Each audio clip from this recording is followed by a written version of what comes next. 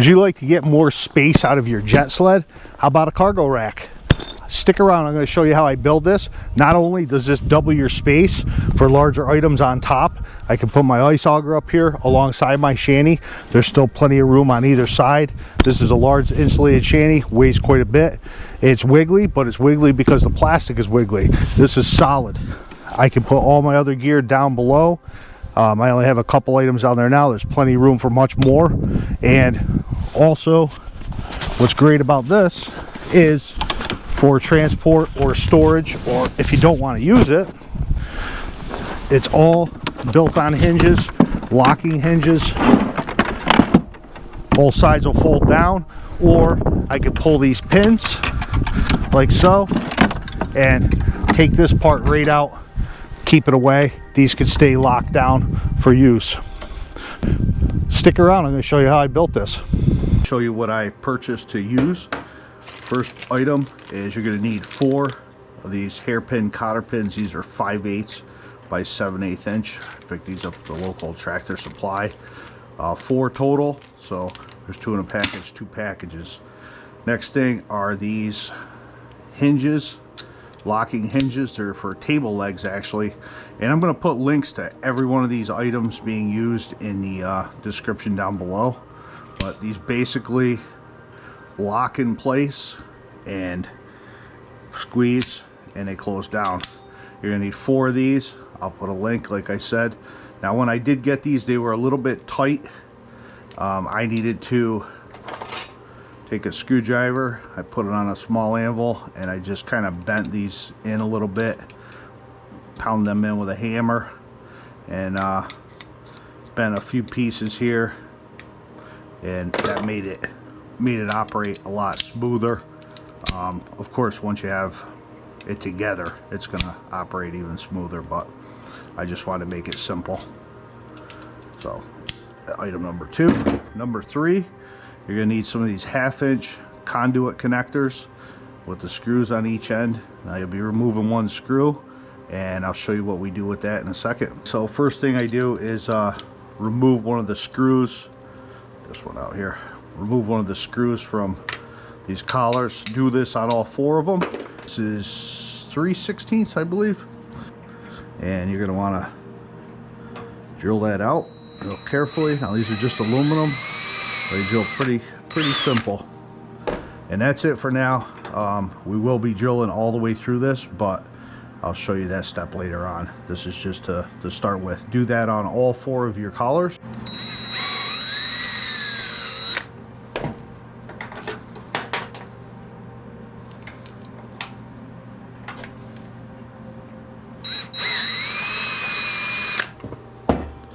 So with our hinges here, open them up. I keep the lever on top so they will be placed on the sled like this.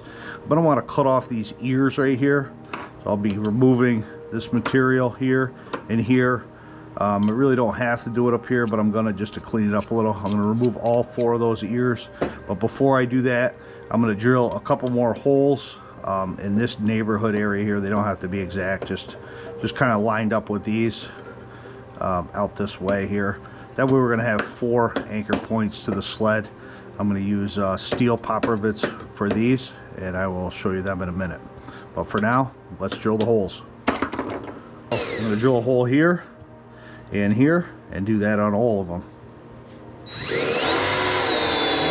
Okay, now that I have all these drilled out, my 3/16 holes, I'm just going to take a file and clean up the backside, those little burrs, so it sits nice and flush on the plastic sled.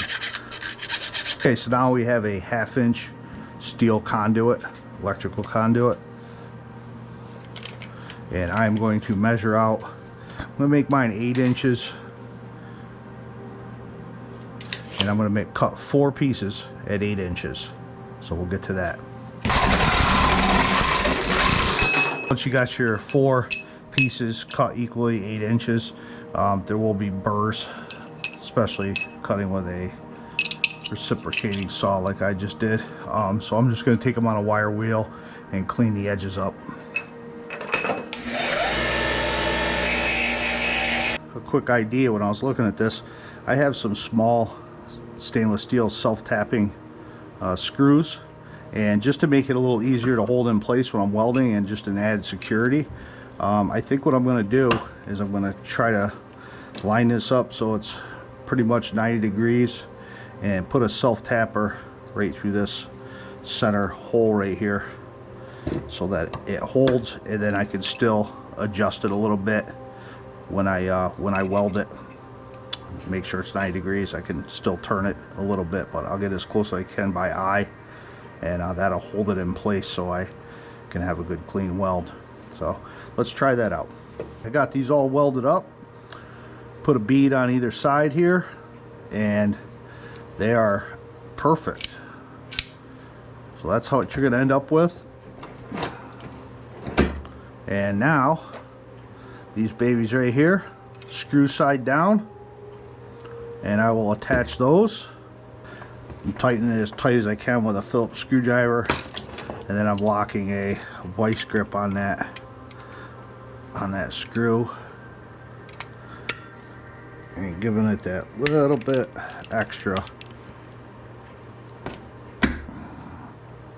So this is probably the tallest item that I'll ever put in this sled. So I want to be higher than this, but I don't want to be super high to make it, you know, top heavy. So to determine my length, I put this item in here, and let's see, this is going to go roughly right here, and I will just measure now from halfway up that sleeve. Oh, I think if I go 8 inches, I'm going to be good. 10 inches a little high. I'm going to go with 9 inches. That'll give me a little extra. So I cut all these at 9 inches, all the same, and I clean the ends up like I did with those on the wire wheel. And now these are going to go in here, and I'm going to use that pilot hole that I drilled and drill all the way through this. So we'll get on that right now and make sure this is pushed all the way in as far as I can. Hold it snug, go in that pilot hole I drilled, and go all the way through. These pins are going to be a little tight, so I'm putting the bottom piece, the flat piece, in the vise, and I'm prying up and bending them up a little bit to make them not so tight. I'll try that, see how that fits. Perfect. That's all you need. Okay, there's all 4 with the pins. See how easy, oops, see how easy they pull right out, and you line the holes up, boom, back together. Now my jet sled has a little bit of a curve here. It's going to be different obviously for all different models and size jet sleds. What I did is I banged this down over the anvil just to give a slight curve. I don't know if you can see that from here to here, it just bends a little bit. That way I can bring it as far down this curve without actually, you know, getting that angle too much, just to gain a little space here in the front, because I want the posts to be close enough together that I can put my auger, shanty, etc. on it, and you know, I want it long enough to be stable but short enough that it's actually gonna fit everything. So if that makes any sense. So I'm just going to start the flat here and kind of roll it down until I'm hitting that edge. And after I do this one, I'll measure and I'll make that one the same, whatever the measurement is. But this one, I'm just kind of going by feel. And what I'll do is mine's not very wide right here, so I'm hoping this is going to work. I'm just going to drill right through. I got my 1 hole and set up my rivet gun here.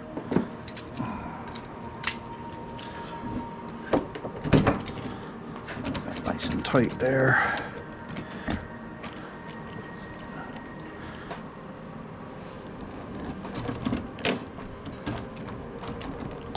Okay, the next and the final part that we're going to need is these 90-degree inside corner for conduit. Once again, put a link down below. You'll need 4 of these, and these basically are just going to go right on there. tighten them up with this screw right here. So mine worked out to be 21.5 from end to end. I measured from just inside here as a stopper, even with these, and there's some play to go back and forth. I could have stretched them out, but I wanted them square with the sled. Squeeze them in. I'm going to tighten up those set screws, then I'll go through with a vice grip and tighten all these screws extra tight so they're not going to come loose. Breakdown, simple. Pull the pins, pull this out, they fold down, or I could just fold these down for quick storage. If I want to stack another sled, I can put it underneath, or I can always drop these down, stack on top. And that's basically it. So I'll get the other one in here and I will get these all tightened up, and that's it. Hope you enjoyed this build. Hope it helped somebody out. Stay safe out there.